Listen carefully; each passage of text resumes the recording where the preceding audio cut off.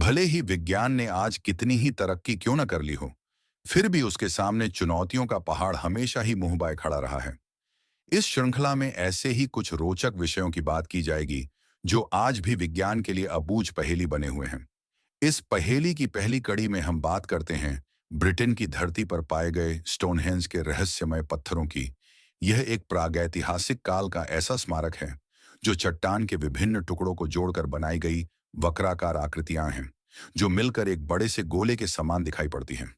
बहुत से खगोल शास्त्री इसे एक प्राचीन खगोल वेधशाला के रूप में मानते हैं, जिसकी संरचना इतनी जटिल है कि इसे एक प्रागैतिहासिक कंप्यूटर भी कहा जा सकता है। ये स्मारक दक्षिणी इंग्लैंड के सेलिसबरी के मैदानी इलाकों में स्थित हैं। ये पत्थर लगभग 13 फीट ऊंचे हैं और बलुआ पत्थरों से बने हुए हैं। ऐसा माना जाता है कि इनकी आयु 4000 वर्षों से भी अधिक है।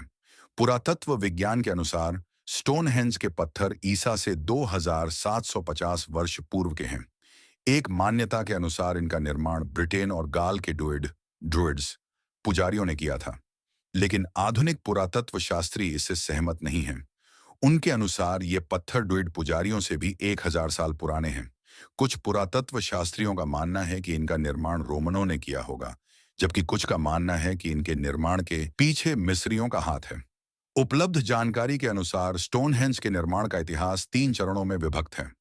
पहला चरण ईसा से 2750 वर्ष पहले का है, जिसमें स्टोनहेंज के रहस्यमय ऑब्रे छिद्र ऑब्रे छेद का निर्माण किया गया।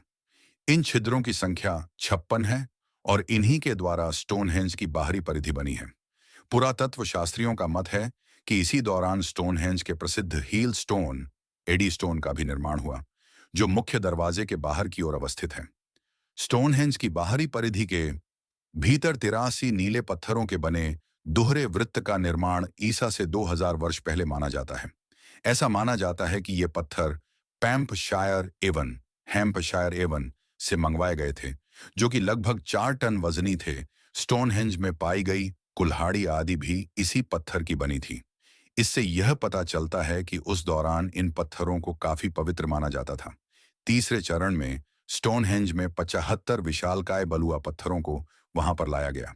ऐसा माना जाता है कि ये पत्थर एवेबुरी से 20 मील दूर के इलाके से लाए गए थे। उसके बाद इन पत्थरों को तराश गया और तत्पश्चात उन्हें लगभग 18 इंच की ढाल वाली जमीन पर स्थापित किया गया। खगोल शास्त्री एडवर्ड ड्यूक के अनुसार स्टोनहेंज का पूरा स्मारक सौर प्रणाली को प्रदर्शित करता है और उसमें स्टोनहेंज शनि की कक्षा के समान है, जबकि नॉर्मन लॉकेयर के अनुसार हील स्टोन की स्थिति ग्रीष्मकालीन संक्रांति मिड गर्मियों संक्रांति को प्रकट करता है। लेकिन यदि इसे उल्टा करके देखा जाए तो यह शरदकालीन संक्रांति मिड सर्दियों संक्रांति की स्थिति दर्शाता है। उनका अनुमान है कि इनके अध्ययन से विभिन्न प्रकार के कैलेंडर बनाए जाते होंगे।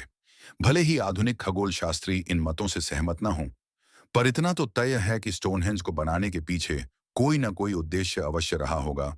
लेकिन वह उद्देश्य क्या होगा, यह भी खगोल शास्त्रियों के लिए चुनौती बना हुआ है।